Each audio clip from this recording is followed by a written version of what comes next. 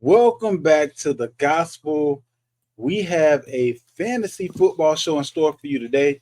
Hope you guys are doing well in your season. I I want to say I have a winning record in all eight of my leagues. Some of them, well, I think two of them, I'm just over 500, and then the other ones I only have like one or two losses. Vander, holler at the people and tell them what your record's looking like so far in fantasy this year. That was going on out there. Well, I'm in one league, my money league. Not doing well. My team, I'm okay with the team. I just need the guys to get themselves uh, in order. But I'm still in the playoff rate. I'm still in the playoff hunt, which is the most important thing.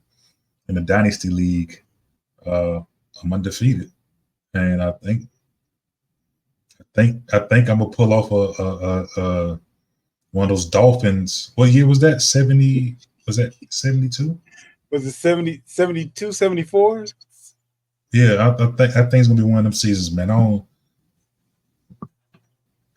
health, long as health remains, I don't see nobody beating me, man. I think I'm just gonna Is run that this the thing, and that's just is that it's the dynasty, the one the fantasy the one football that's in thing year two? dynasty. All right, Yeah, gotcha. and Well, I it's the mean, way it's the way I crafted it. I crafted it for this, and people didn't see me coming. So now then, you know what I'm saying. And this is my first time playing Dynasty. This whole ordeal. But I just wanted to have a point, you know what I'm saying, and show these folks, man, what's really about. So I didn't have Zay talk me up to a lot of guys that didn't know me, and now they seeing what he been saying. Now it's coming to fruition. He been telling them, and they didn't see it, but now it's coming to fruition. So that's all I'm trying to do. yeah, man. No, normally, if we're in any of the same leagues, if you win or if I win, the other isn't too far behind. I won last year. I had a leg up on you. Be a year one of dynasty. Is what it is. I need to go ahead and get my ship out the way. Yeah, but yeah, but this year, I think the main thing was people saw moves but didn't understand how they would all kind of blend together. And then by the right. time you knew it, it was It's like, too late. yeah.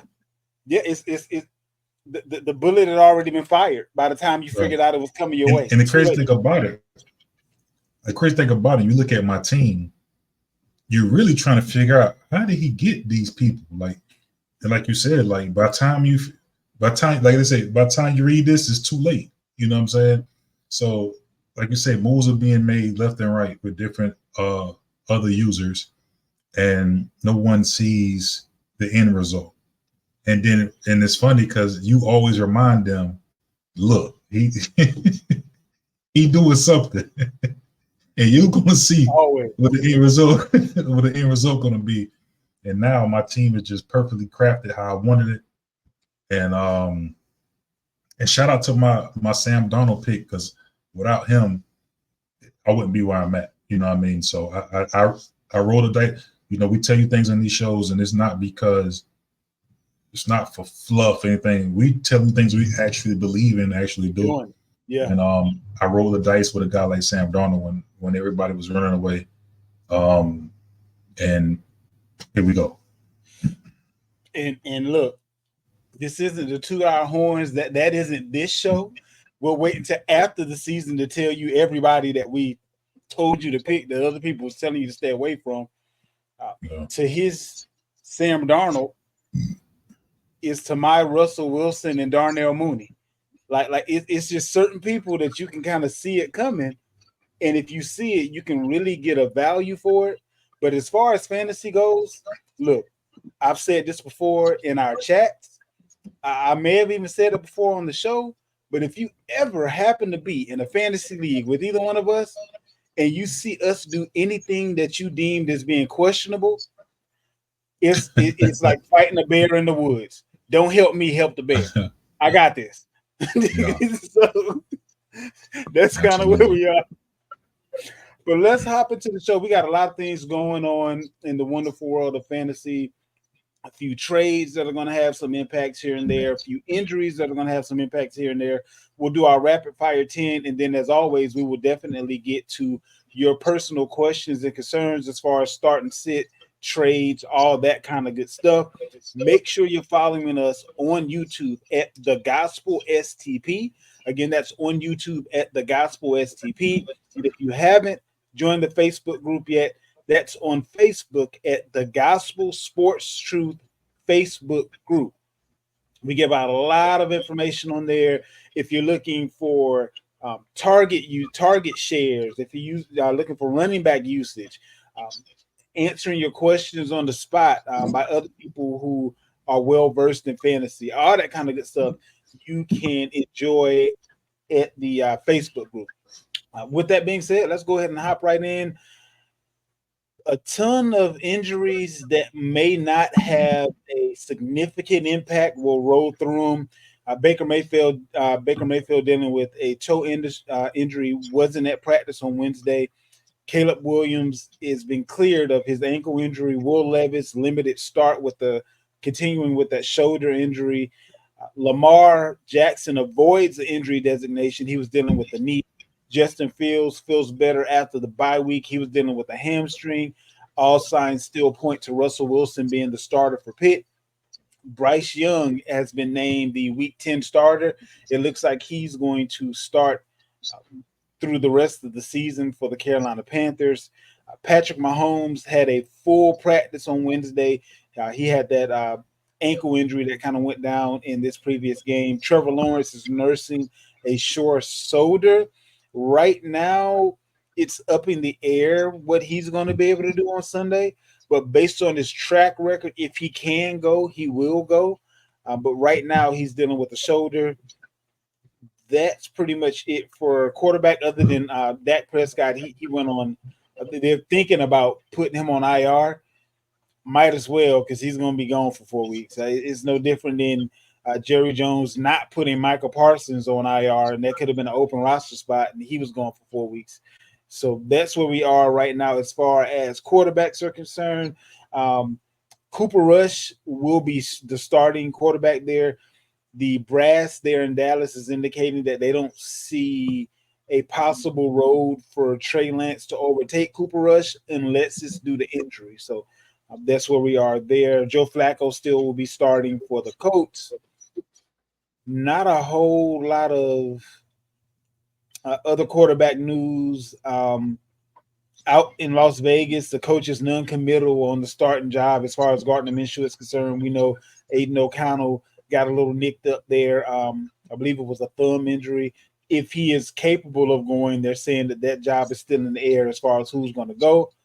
And that pretty much wraps it up for QB. Anything that stands out to you or just kind of status quo for middle of the season? I wouldn't say anything stands out. You monitor the Mac Jones situation. They got Minnesota. I actually like Mac Jones for a spot start. Minnesota defense is pretty decent, but they do give up a good bit to the wide receivers on the back end. So that could very be a game that and you never know what kind of rapport he may have with Thomas, because Thomas was a guy that worked his way up to the first team, and by him being a second team guy, they may have a little rapport, maybe even a better rapport than Lawrence and Thomas have. So sometimes you see that from time to time.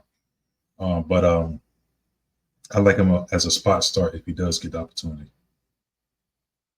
Moving on over to running backs, Bucky Irvin begins the week limited, dealing with the toe injury. Gus Edwards is limited, returning from an ankle injury. Saquon Barkley gets a rest day. Tank Bigsby limited in practice due to an ankle injury. Travis Etienne limited in practice due to a hamstring. Jamal Williams growing. Kareem Hunt quad injury, limited starting the week. James Conner dealing with the finger issue. Not exactly sure what's going on there, but I don't believe he came out of the game on this past week. So can't be too bad, hopefully. Tajay Spears limited in practice, still coming back from that hamstring injury. Tony Pollard dealing with a foot injury. and they are trying to figure out a way to lessen his reps because they know they can wear him down pretty easily. Brian Robinson Jr. limited in practice with a hamstring. Christian McCaffrey limited on Wednesday. No additional discomfort. So no pain from his Achilles / calf injury. This week or the following week, we may see Christian McCaffrey out there. Should we, how would I say, lower our expectations of what we're going to see? Or do you think that they've kept him out as long as they have kept him out so that when he does come back, he's him? I think he's going to be himself, but I don't think he's going to get like, I think it's going to be some type of ramp up. I may be thinking 12 touches, maybe 15 on the high end. And that 12 can be chopped up anyway. That could be 4 catches, 8 carries. You know what I'm saying? So I just think 12 to 15 touches. So maybe even Mason, maybe still even a decent play. He with McCaffrey back this week. So I don't think they're gonna give him a full compliment right out the gate. I think they will do the same thing that the Browns did for Nick Chubb, which is if they have a goal line carry, they want him to get that touchdown off top so that he kind of feels himself a little bit. Right. But as far as him being himself, not being able to go hard in practice even for as long as he has should theoretically put him back just a little bit. So I do believe there'll be a little bit of it. Not to mention the fact that unless they need him to get to the playoffs, I don't see why you would give him his full compliment when the run game hasn't suffered while he was out. I would attempt to ramp him up for the moment that it really counts in the true NFL, which is playoff time. Jonathan Brooks will be activated. So it looks like he's going to be on the 53-man roster, should be ready to go this week. What is the expectation for Brooks? My expectations would have been quite a bit higher if Cooper Hubbard wasn't quietly having a top 5 RB season in real world NFL and not too far from it in fantasy. But what are your thoughts as far as Brooks are concerned? Again, I think it'd be one of those ramp up things. He's probably going to be the RB2, but he'll probably get 3-4 carries this week, maybe 4 to 6. And they didn't trade Miles Sanders, so I mean he's still in the backfield too. Kind of so that's what I'm saying. Maybe 3 to 4 touches. Next week 4 to 6, and then maybe from 6 to 8, and then he probably sit there between the 6 to 8 touch range.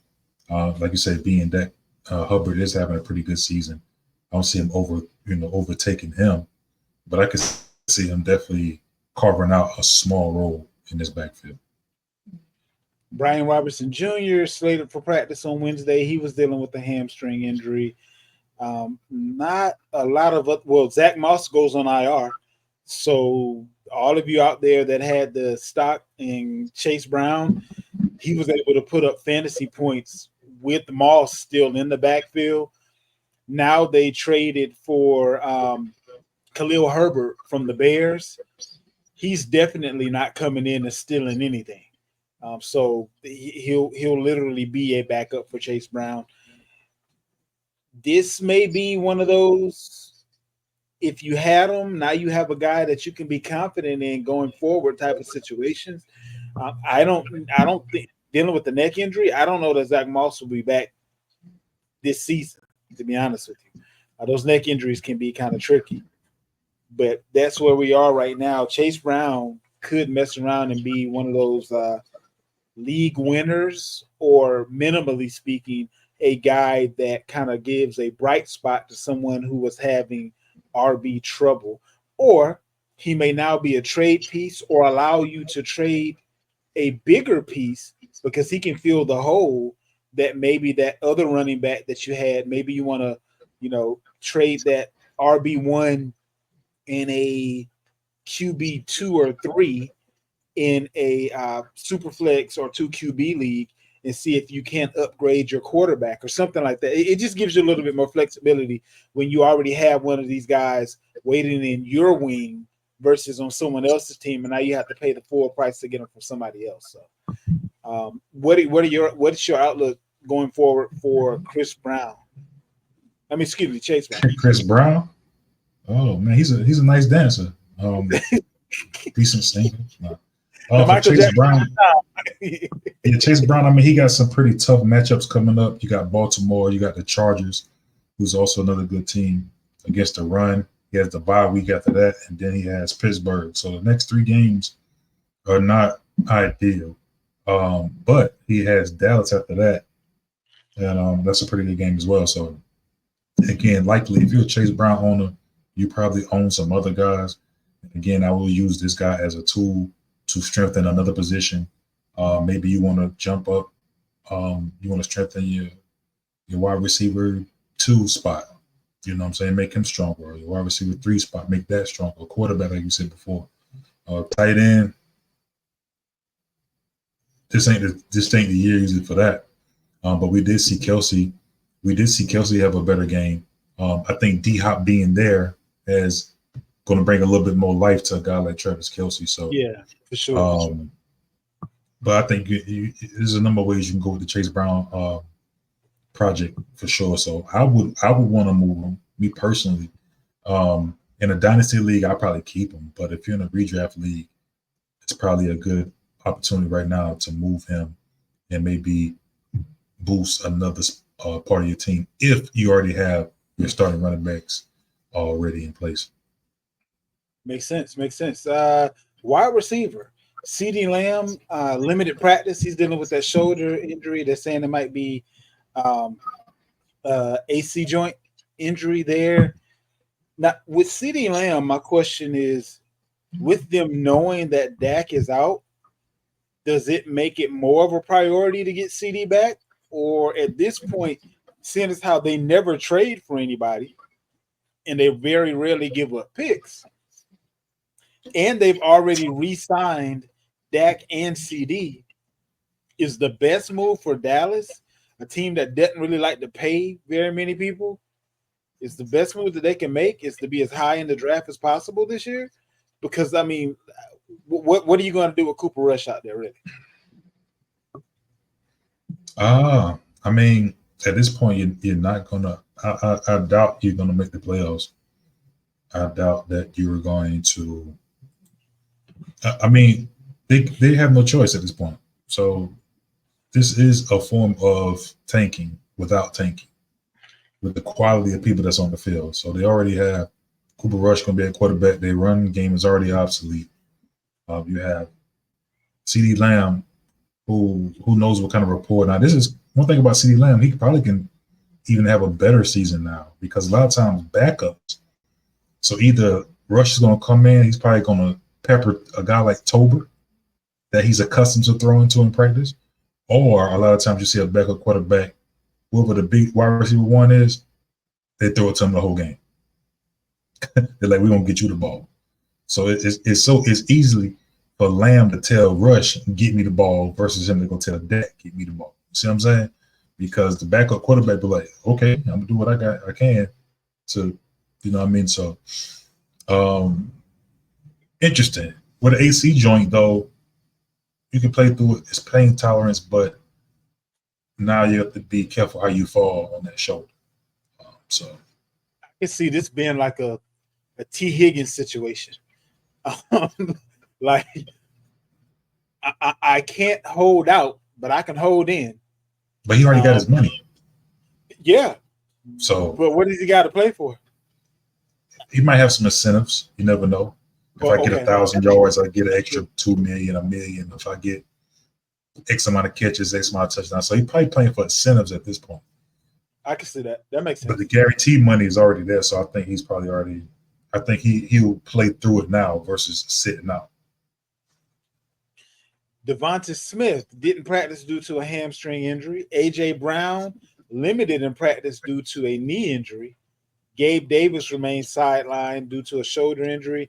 Brian Thomas Jr. limited Wednesday with a chest injury. He was able to play last week, so I don't foresee him not going this week. He played the whole game, and nothing seemed to get worse. Tyler Boyd begins the week limited with a shoulder injury.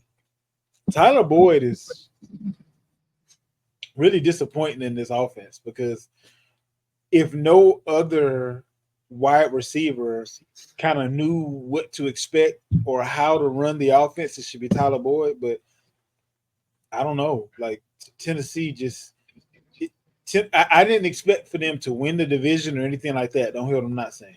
But I didn't expect for them to be vying for the number one overall pick. Like I thought Will Levis was going to take a step forward. I thought the offense in general was going to take a step forward with the wide receivers that they have and with the head coach that they have.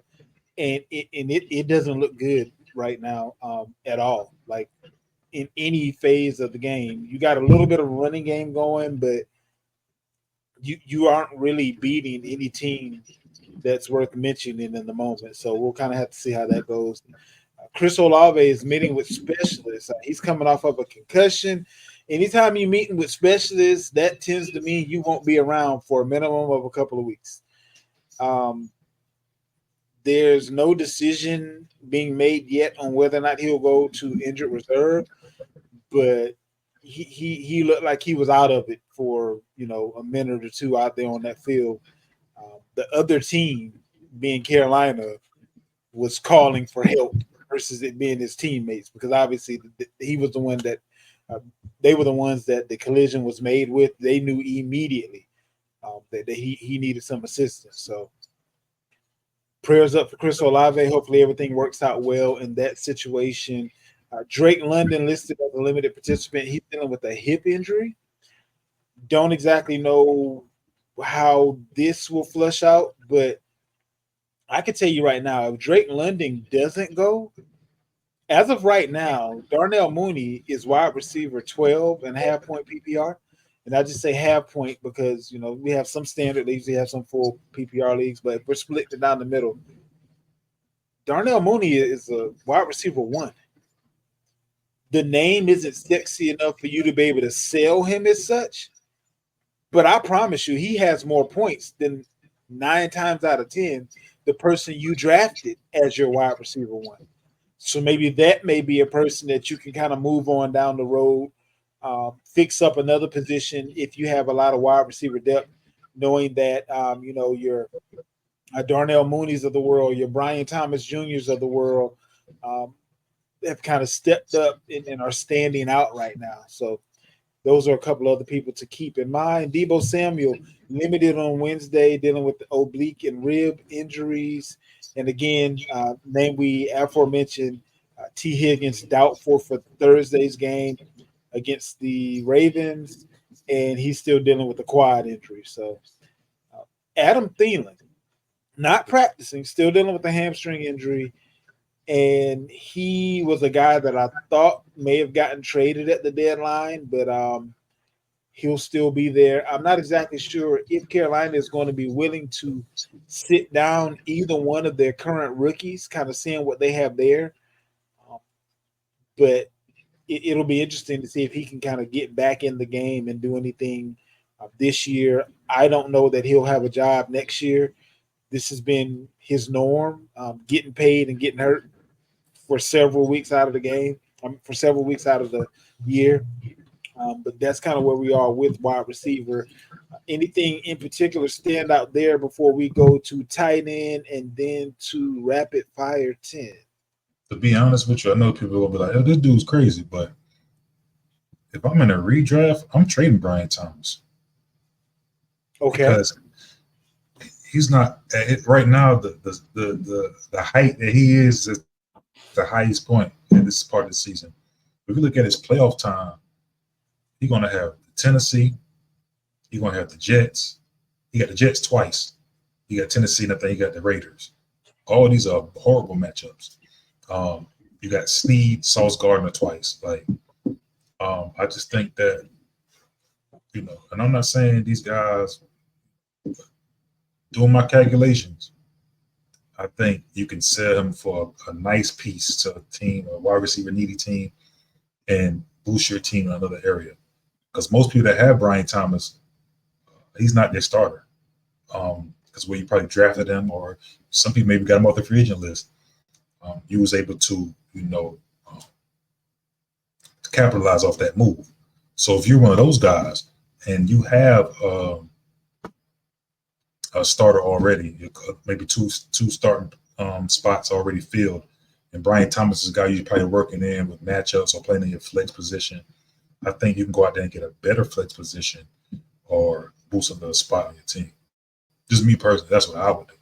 And I usually go this way when other people go that way. So that's just coming from me. But if you look at the matchups, I don't like his matchups down the stretch when it really counts. So yeah, he had a good season. But I would hate for him to get towards the playoffs and then now he gives you nothing. I mean, week 14, Tennessee. So you got Snead. Week 15, the Jets. And week 16, maybe that's some people's championships or semis. You got the Raiders. And then week 17, Snead again. Nah. And Snead in Tennessee is the very best in the league against the wide receiver. And the thing you have to keep in mind as well, there's two different sides of the coin. Some of you may need him to get to the playoffs. Others are already in playoff position where you can go ahead and start looking at moves that people may, again, this is one of those don't help us, help the bear type situations. And we're trying to put you in that same prognosis, right? A lot of times when you're already set up for the playoffs, you may go ahead and make a move that has other people scratching their head. Like, absolutely. Why would you? And this is one of those. I'm glad you said that. Because now, if you're trying to get in, you might want to keep him because these next couple of weeks, he does have some good matchups these next couple of weeks. But if you're a team you already feel like you're in and you're now starting to look down, starting to look down the road a little bit, this could be a key piece to move to get one of those guys that have key matchups down the stretch. So I don't know. Always look, be mindful of the present, but always look forward. That's the way you win fantasy championships. This is a good time to go ahead and start looking at defenses that you might want to go ahead and maybe drop one of those guys on the bench that you hope to never have to start. But you see, there's a couple of defenses that should have some plus matchups towards the end of the season. Maybe you see that, a kicker situation that should work out. They're going up against a good defense that's like a bend but don't break type of a defense. So they're going to be in field goal range often, but not scoring very many touchdowns. Like there's several things that you can start looking at now to prepare yourselves for the playoffs. And as we get a little bit closer, we'll start looking at that. We'll probably either next week or the following week start telling you about guys that, matter of fact, it's probably going to need to be next week because I know a lot of trade deadlines are coming up. We'll tell you some of the guys that you might want to try to go ahead and get now, looking at what the playoff matchups are going to be, even if they don't necessarily ring the loudest bell throughout the course of the year. When we start looking at divisional matchups and things of that nature, we tend to see a lot of repetition as far as output is concerned. And what the NFL has done in their infinite wisdom is made a lot of games towards the end divisional matchups so that way they still matter. So we'll kind of go through some of that and make sure you guys are aware of the people that you should be aware of. Mm-hmm. Going into tight ends, there are a couple of tight ends to speak on, and then we'll get right into rapid fire 10. Dallas Goedert listed as a full participant. Not exactly sure if he'll go this week, but he has finally been able to participate in practice. That hasn't been the case since week 6. Mark Andrews, he may benefit from Isaiah Likely being out. He has a hamstring injury.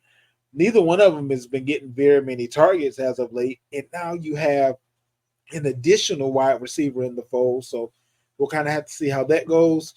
Theo Jackson is dealing to a pair of injuries. Kyle Pitts did tending to a hamstring injury, but he was a limited participant on Wednesday. He did play last week. We'll have to see how that goes. Not a whole bunch of other things going on as far as tight end is concerned. Jonnu Smith, he had 6 targets in the offense this past week, secured 5 of them. If you're struggling at tight end, Jonnu Smith may be a guy that you want to, have a flyer on, especially if you're having bye week. issues and things of that nature. But that pretty much wraps it up for tight end. Other than did TJ Hawkinson play this past week? Yeah, he did. Okay, I so think he had TJ should maybe be 4 back to catches, himself something like that. within a week or two. Yeah, he had about You 3 or said he 4 had catches. 4 catches last week. I want to say 3 to 4. He was in that range, yeah. But he's a buy for me. If you're Yeah, looking down the for stretch, sure. he's a buy target. Sure. You lucked out with the fact that he didn't catch a touchdown last week. You might be able to go ahead and convince that Hawkinson owner that he's not what he used to be, and he'll be primed for you during the playoffs. So that's kind of where we are with that. With that being said, let's go ahead and hop into rapid fire 10. All right, let's get right into it, man. Let's see here.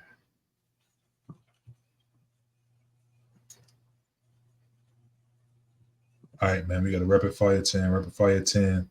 We got 10 quick questions. We need 10 quick answers. Who do we start in week 10? Let's get right into it. So, my list. Starting off, we got Tua Tagovailoa or Russell Wilson.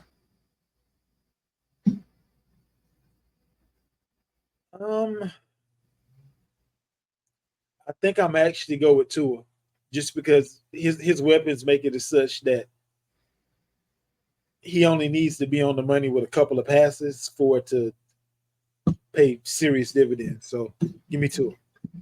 We got Cooper Rush or Bryce Young. Whew, we down in the trenches. I got to go with Cooper Rush. Yeah, I know Bryce won this past week, but nah. We got Tyrone Tracy or Kareem Hunt. I'm gonna go with Hunt. I believe his offense will get him on the goal line. And I don't know, the Giants' offense can be helter skelter. Sometimes they won't put Tracy in a position to be able to score. So the one of the two of them that I think has the best chance at a touchdown is Hunt. So therefore, I'll go his direction. But that was pretty close. Yeah. We got excuse me. We got Tank Bisbee or Travis Etienne.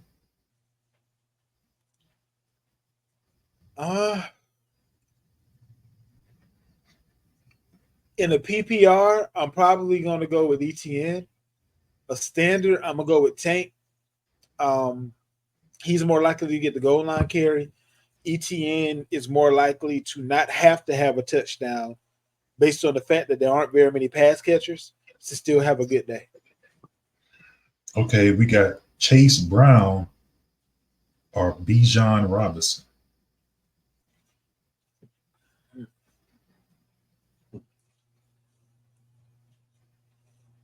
I know this may surprise a lot of people. I think I'm gonna roll with Chase. There's nobody to take any carries away from him, and they've been using Tyler Algier on a regular basis in Atlanta. So give me the guy that's going to have the most opportunities and will most definitely have the goal line carries. Brian Thomas Jr. or Darnell Mooney. Ooh. I got to make that decision this week myself. I think I go with Mooney this week, just based on matchup. Okay, I'm cool with that. We got Marvin Harrison Jr. or we got DeAndre Hopkins. I'm gonna stay in the flames with D Hop. I think with D Hop, it only goes up from here. Don't hear what I'm not saying. Don't go out and overspend for him or anything crazy. But as he builds rapport with Patrick Mahomes, and the fact that they don't really have a wide receiver to speak of outside of Travis Kelce, that's an issue.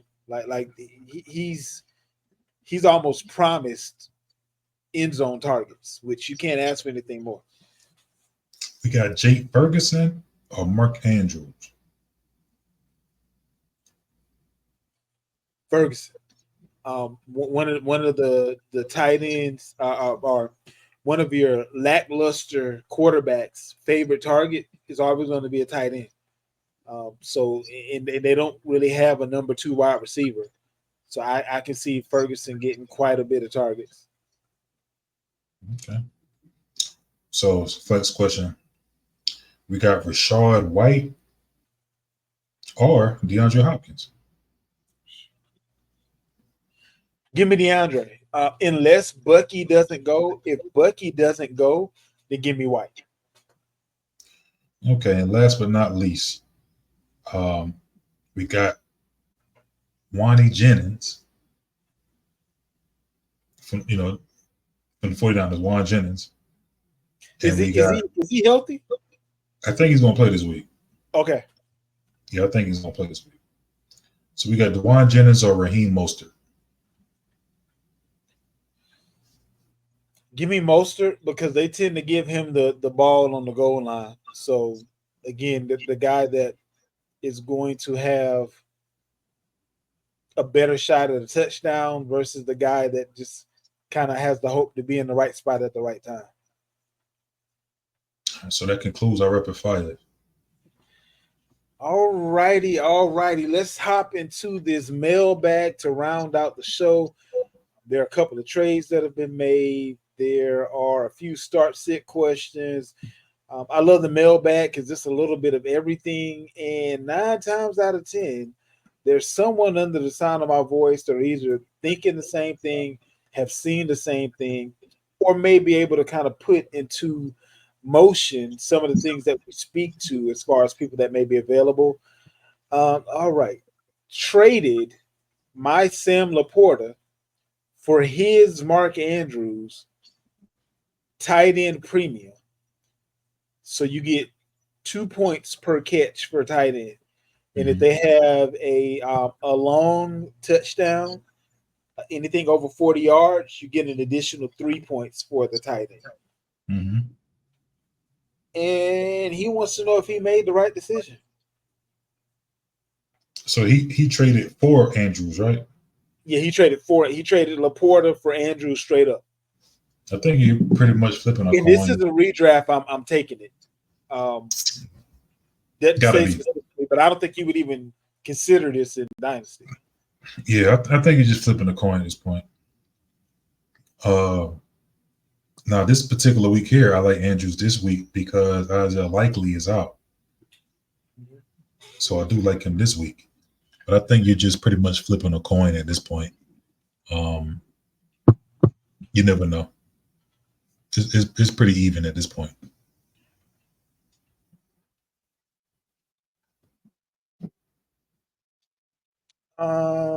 If Nico Collins doesn't play Sunday, who's the next man up behind Tank Dell?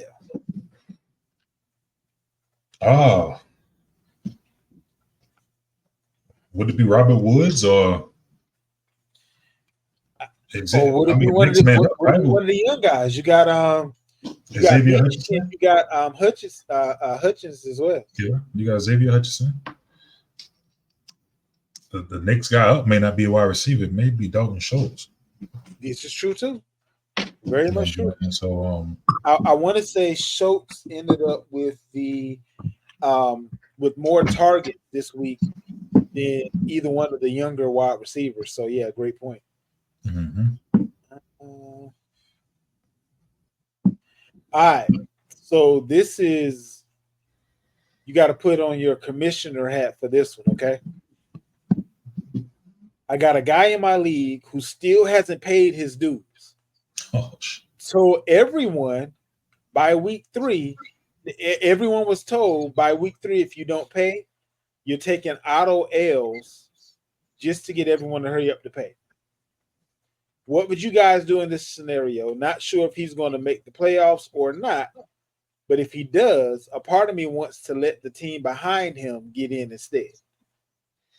Well, we in week 10. What are we talking about? So if your rules was at the week 3, and you shouldn't be asking this question in week 10, right? This is something that should already been done. He should have been getting the L from week 4 on up at this point. So now you're going to have other guys in the league upset because they remember the rule as well. So the guy that's trying to scratch and claw to get himself in, if he doesn't get in, he's going to feel like if this guy would have been losing, I would have got in. Yeah. You see what I'm saying? So you already put the rule out there. So I mean, you gotta go with the rule you said. But you should have been in front. I mean, we shouldn't be talking about this in week 10. Like you should have had that already done already. Because that team should already be in someone else's hands by now. Correct. Yeah. It's going to be hard just to push the rule now because I'm pretty sure if you asking this question, that team has beaten some other teams in the last 7 weeks. And those guys going to feel slighted as well. Because they're going to think, well, damn, how does this guy get the automatic win? And that team beat me in week 5 or week 7 or week 6. And now I'm one game away from the playoffs. Or I'm one game away from having a bye week.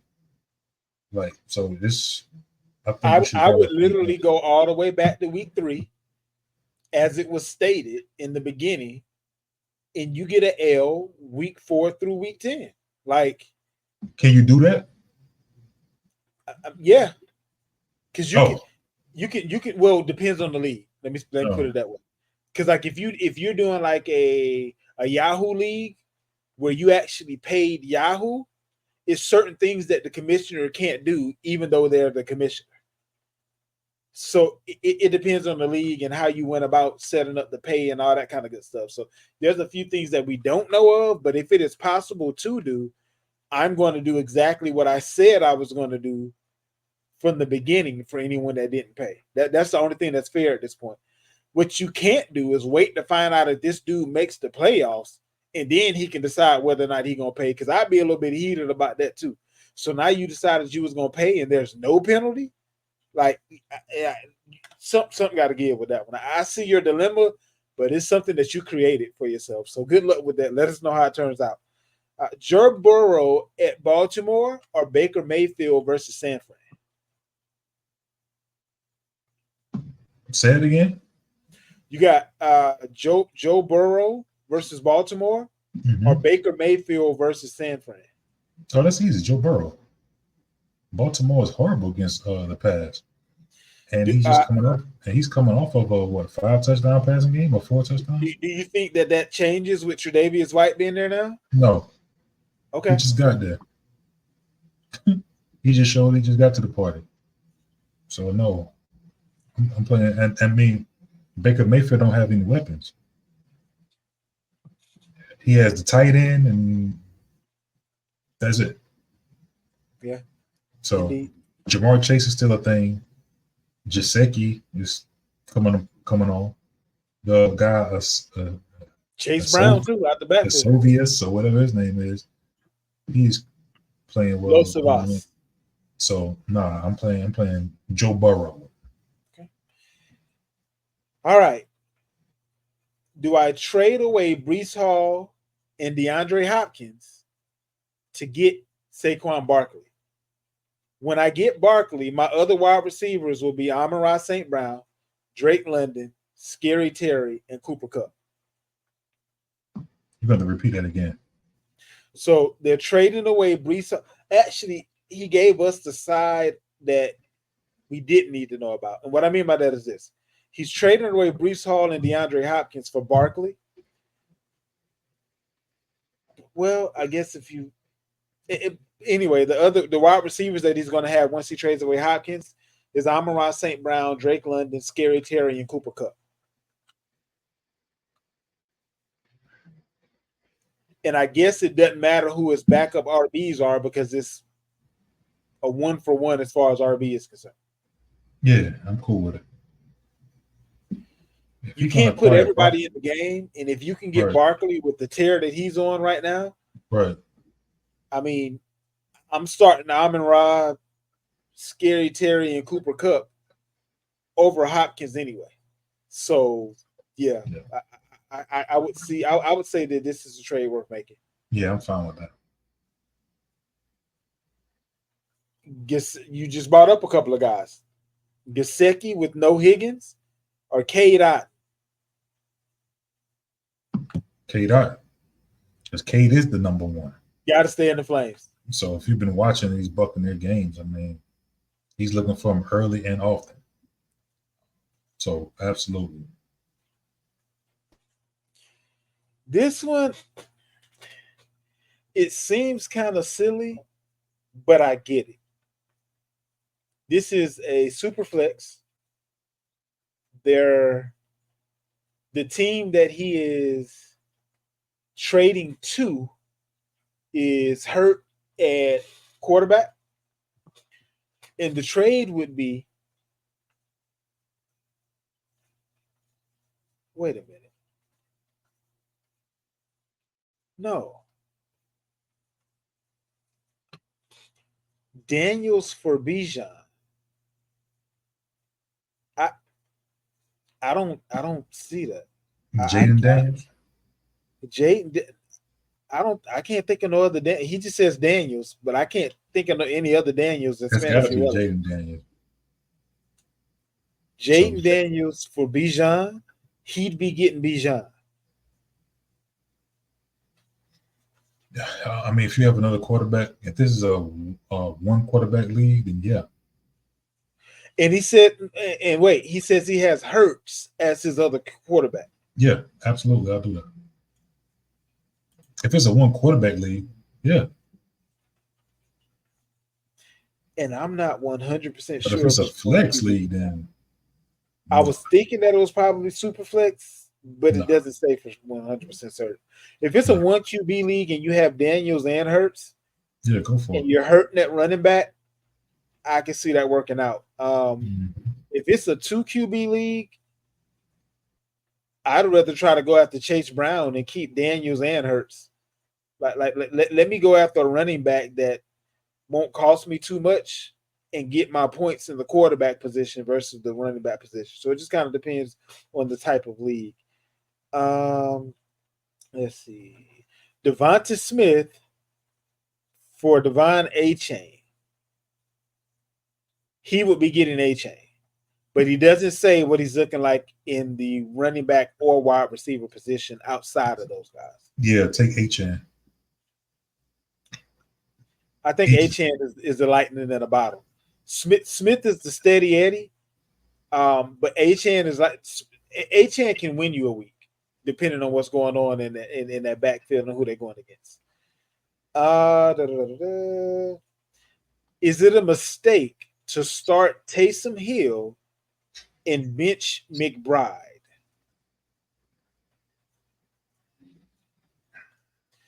You got Hill versus Atlanta, McBride versus the Jets. No, I'm playing McBride. I would too. I think he's looking at the upside of Hill possibly being the gadget guy this week, going up against Atlanta. But McBride is definitely the better tight end, I'll say. Yeah, I'm going with that. Okay, y'all. We're gonna end it with this one. And I'm assuming you're new to fantasy.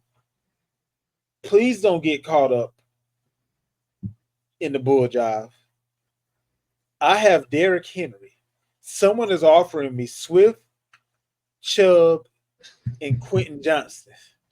Hell no. All right, so let me explain what this person is attempting to do to you, Scott.